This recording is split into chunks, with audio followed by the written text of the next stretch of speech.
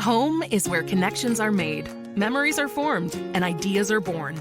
And no one knows home better than NFM. Thanks for tuning in to I Am Home, the podcast that goes deeper than trends and dives into what it means to make your house a home. Hello, and welcome to I Am Home, the Home Life Best Life podcast. I'm Tyler Wisecup, joined by my co-host who has the precision podcast timing of an Olympic sprinter. It's Becca Sudbeck. Oh, hi, Tyler. Hi, Becca. And our other co-host who leads us to conversation finish lines with wit and wisdom. It's Hilary Waltermath. Hey. Hi, Hilary. I'm really excited. Today, our whole month topic has been doing it this year, and we have someone who really did it to join us on the podcast.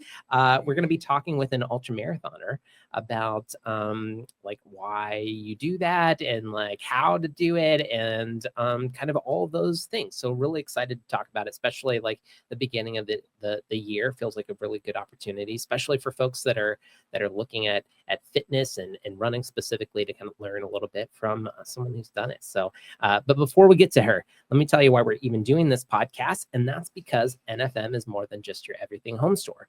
We're in the business of improving lifestyles because your home life should be your best life. And you can learn more at nfm.com. Okay, so our special guest, I'm so excited, Nicole Bowers is joining us on in person, live and in person. Hello. I'm happy to be here. Well, we're thrilled to have you. Let's introduce you quick to the audience. Nicole is one of NFM's most talented event producers, and you've been with us a number of years. How many years has it been? 3 years. 3 years.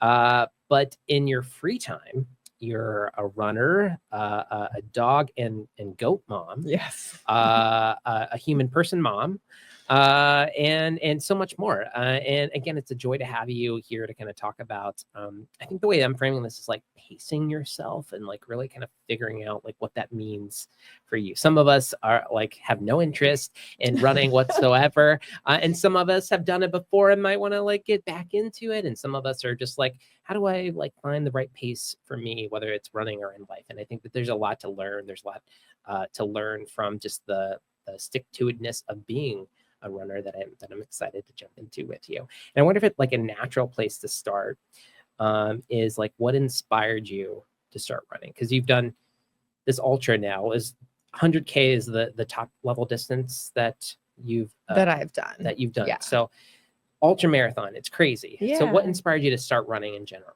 A handful of years ago, I had a stroke. I was 34, and at the time I was in the food and beverage industry, which was there's just a lot of drinking in the industry.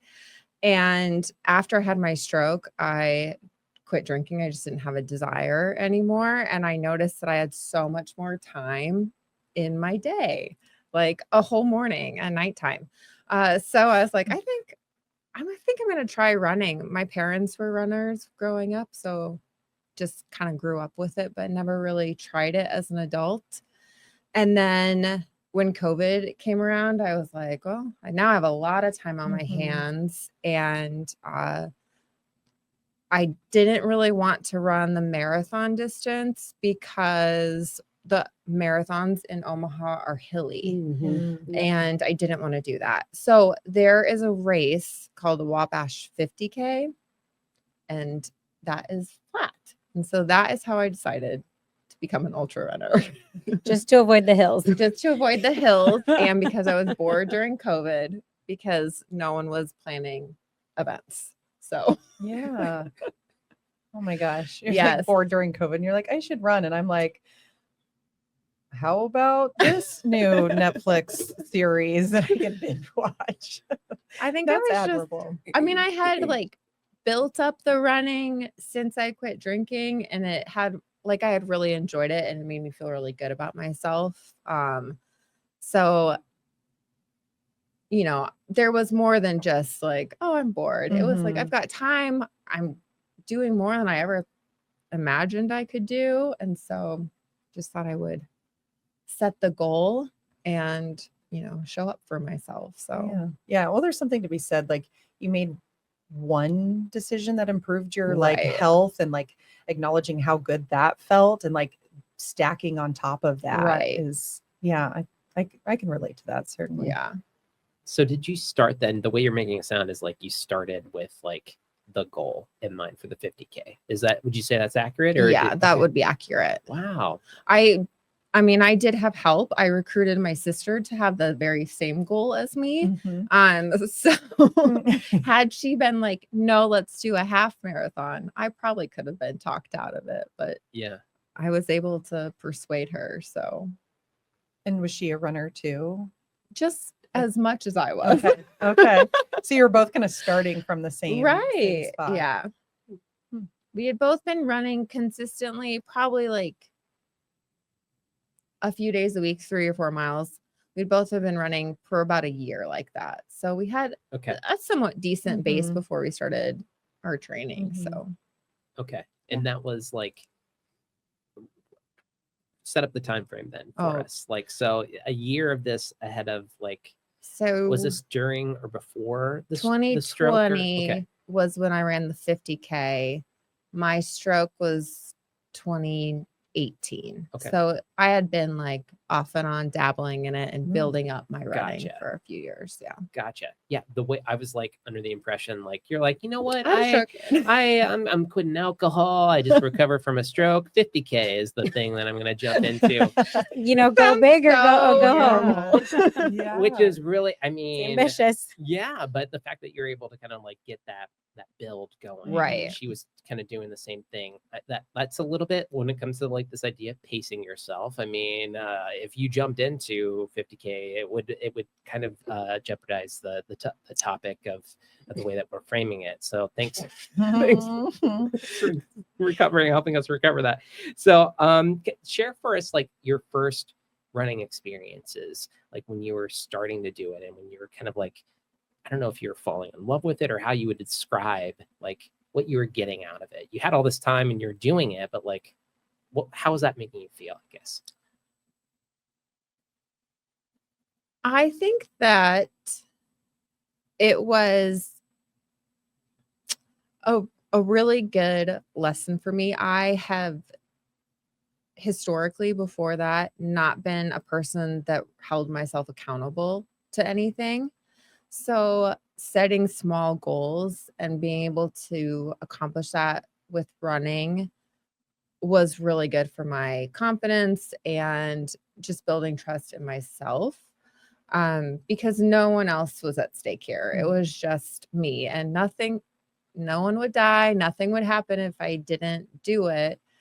But I did start feeling like the importance of really like doing what I tell myself I'm going to do. And I have not necessarily been a self-motivator, self-starter before.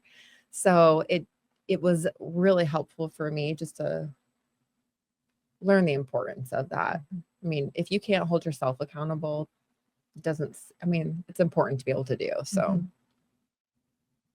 So would you be like, okay, today I'm going to run 10 miles, 15 miles, whatever.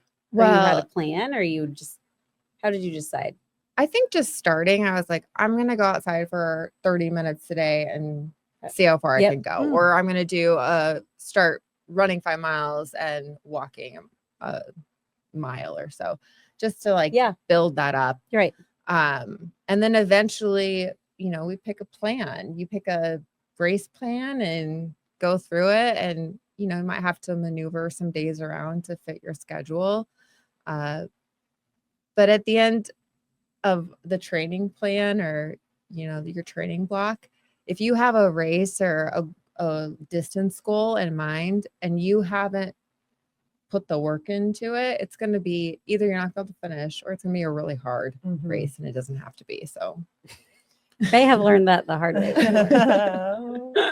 Well, I imagine too, through all of that, like I enjoy lifting weights. Like that's my outlet for physical activity, and I really enjoy it. But there's still like, I genuinely love it, but there's still days that I'm like, I don't really feel like doing it. I have to assume like you experience some of the same with running, especially like that's a lot of training. What gets you to like stick to it, or what like mental tricks are you doing to get yourself to commit and holding yourself accountable? Oh, Hilary. It really does help to have a partner to hold accountable.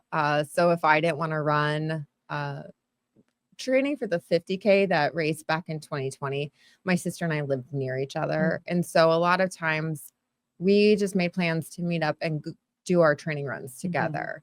That was really helpful because chances are at least one day that week, one or both of us didn't want to go, but we showed up for each other. And, you know, just like lifting weights at the end of your session, you're like, that was great. Yeah, Okay. I'm glad I did it. I don't regret doing it. I'm glad I did it. Yes. I love that. So motivation, obviously, big part of it. But what about like injuries or like aches and pains and like all that kind of stuff? Like, what did you have to do to kind of work through any of those? And or did you suffer any of those? I did this last time. So this last time for the 100K that I did in October of 24, I had a lot of plantar fasciitis issues. And I actually went to an acupuncturist, and I wish I would have done it at the beginning of my training, because I went to her like 2 months before the race, and I probably did like 4 or 5 sessions just on my heel, and it was completely like no issue. Even after the very first session, I had no idea that acupuncture was something that you could use this tool for. I just reached out to her online. I was like, hey, can you help with this? And she said yes. So, I mean, probably stretching or lifting more in my hips would help the plantar fasciitis too, but I attacked it at the end of the training. Yeah. And I admire people who run, and I admire like the idea of running, but then I hear like there's so much about like form and footwear. And I mean, it sounds like, Tyler, you said earlier that it's like it's free, but I know there's also like, you could be doing it wrong also. Like, were you like self-taught through all of that, or how did you like learn to run properly? Well, it's free. And then it's not free at all, because you get your first pair of shoes and you're like, well, these don't work for my feet or for whatever reason. So then you go to the running store and they'll fit your feet for $200 shoes. And so I think like finding the right pair of shoes really helped. I had to go through a lot of like different clothing or packs just to find like what I was comfortable with to run for a long period of time. So I think it's just doing it over and over, repetition, where you get kind of what you like, you know what you like after a while. So you don't know until you know. Exactly. Yeah. And the good thing about like a running store is they specialize in helping kind of like determine what works, what is going to work based on like the type of running that you do, right? And they have like a lot of them have like indoor tracks where you can like run around, and they can actually look at you and be like, okay, you're pronating, you're underpronating, like, and once they kind of see some of that stuff, I mean, your body does what it wants to. I mean, like, as long as you have a pair of shoes that kind of works with the way that you are typically running, you're gonna be okay in most cases. Is the way that I've experienced it being a runner. Would Nicole, you kind of echo any of that or anything to add to it? Definitely. It is different from lifting weights where your form it matters. You could injure yourself. It is more of just finding, especially with the shoes, the right shoes to fit your arch. But once you have the shoes for that, you should be set. It just kind of comes naturally. Yeah, it solves like 90% of your problems as long as you can find a pair of shoes that works well. I mean, if you have a pair of clothing that rubs you the wrong way every single time you run, you're probably seeing it, noticing it. It's pretty easy for you to diagnose and be like, you know what, that shirt, we're not going to wear that shirt. Right.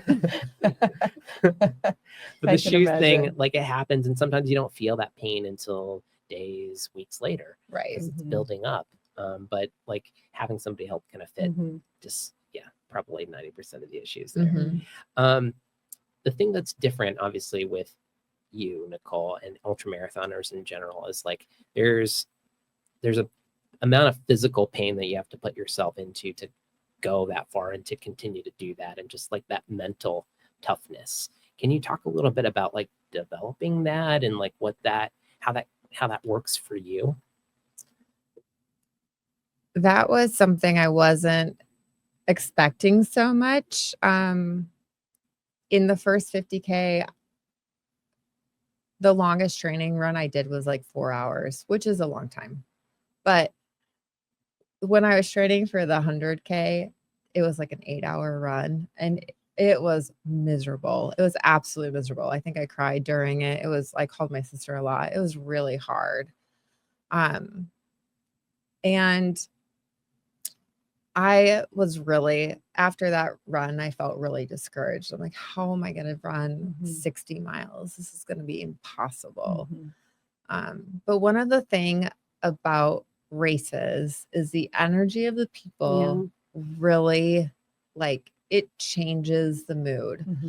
And I didn't realize this, but this was a looped course, the 100K. So you went around 3 times. And I didn't realize it, but my first 2 loops, so the first like 20 some mile, I don't know what that was. I can't do the math. I was 40-ish. 40-ish, yeah. Yeah.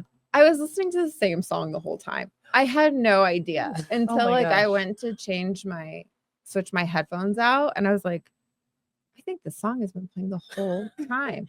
Like it just kind of I got in a rhythm, in a zone, and I had no idea. Like it was. So I'm not really quite sure what happens, but I think like mentally, just like your body knows what it's doing, and your mind is like, all right, we're here. I mean, you're running it. There's no other option. I mean, you have to at least get back to home base, right? So when you were training, did you listen to music? And also, what was the song? Yeah, Like, I'm so curious. I'm so curious. I need to try it. I need to download it. the song was like not to my high school days. It was a Rise Against song. Okay. Okay. A little emo in there. I So love that. yeah, I have no idea, but it was pretty fun. When I was training, a lot of music. I did also do podcasts and books, silence, talking on the phone. I mean, I am not a fast runner, so I can speak and have conversations. And the great thing about ultra running, which you don't see a lot in road marathons, is that we like to walk and eat. So it's part of training. yeah, I mean, that's one of the things that definitely you see once you get past, because people who run marathons are like, oh, I'm gonna try to finish this in the 3 hours. I want to qualify for Boston. But like ultra people are just out there to kind of like party almost. They're just like running and having a good time and enjoying themselves. Like it's more about just being out there versus like A time and a yeah qualifying and onto something else. Right. Yeah. If you're not an elite ultra runner, then you're just like there to finish and it's just a good time. So just the fact that you did it. correct. Yeah. And you get to eat all the things that you want to eat. Yeah, it really, I mean, aid stations are fun. You get to eat a lot of food along the way. I mean, you could eat a lot of food along the way. It's hard to eat and run, but Yeah. Well, that sounds like a mess. a lot of different flavors of Gatorade, I guess. Yeah. Wow, I had no idea. Yeah, it's a different vibe. I think it's one of those things that, like you said, pace is less. It like there's cutoff time, so like there's a certain like number that you have to like make sure that you hit, or else like they're like, sorry, you can't like Turn the sit lights down. off. Yeah, but the cutoff times, for example, for the 60K, we had the 3 loops. You had to start your 3rd loop after like 20 hours. So it's Yeah. we were done before that. So most of the time. For a lot of Mhm. people, it's plenty of time. Yeah. And it's very inclusive. Like most body types, even walkers, there are people that walked the whole thing can still finish it in that amount of time. So, Yeah. Mhm. Yeah. So, if you run slow and you're down to just if this idea of like accomplishing things and being Mhm. able to like say like you did that, like Mhm. Mhm. knowing that you can put one foot in front of the other and just like cross that off the list and just feel like you can tackle the world, Mhm. like there is no feeling like I know just from I haven't done an ultra yet. I would love to someday, but like I think the idea of like knowing I took that approach with marathoning Mhm. is a little bit of just like being able to do it. And I think ultra almost just the environment is built around that to me is what it feels like. Anyone that I've ever talked to that's done it. Definitely. I also think as humans, we're not going to get a desire that pops in our head that we're not able to accomplish. So if you don't have a desire to run a 50K or an ultra, doesn't matter. That's not for Mhm. you. Move on. But if you do have that desire or spark, chances are you're going to be able to do it. You just have to Yeah. put the work into it. So, Well, I think that's a good way for us Yeah. to kind of wrap things up. Any final words of wisdom beyond that, Nicole, that you want to leave us with? no, I don't think so. That was that was a good one. That's hard to top that one. Well, thanks for burning some lactic acid with us in this episode. That's a burn joke. I also want to thank our co-hosts, Becca and Hilary, our producers, Ann and Scott, our amazing listeners. And hey, pro tip, visit nfm.com/podcast, where you can find all of our podcast episodes, as well as a chance to ask us what questions that you have. There's a place where you can just send us anything and we'll talk about it on the show. So that'll do it for us today. We'll wrap as we always do. Remember, home is what you make it. Thanks for joining us today for I Am Home with Tyler Weisskopf, Hilary Waltemath, and Becca Sudbeck. No one knows home quite like NFM. So if you'd like more information on home design at NFM, please check out nfm.com and leave us a review on the podcast platform of your choice.